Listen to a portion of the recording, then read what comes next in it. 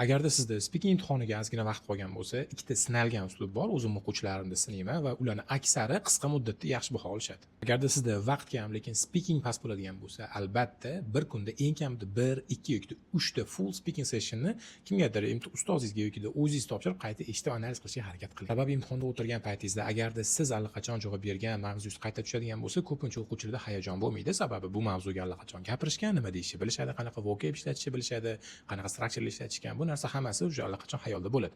Buning natijasida hayajonsiz o'quvchilar ko'p holatlarda yaxshiroq, ancha sezilarli darajada yaxshiroq javob berishadi.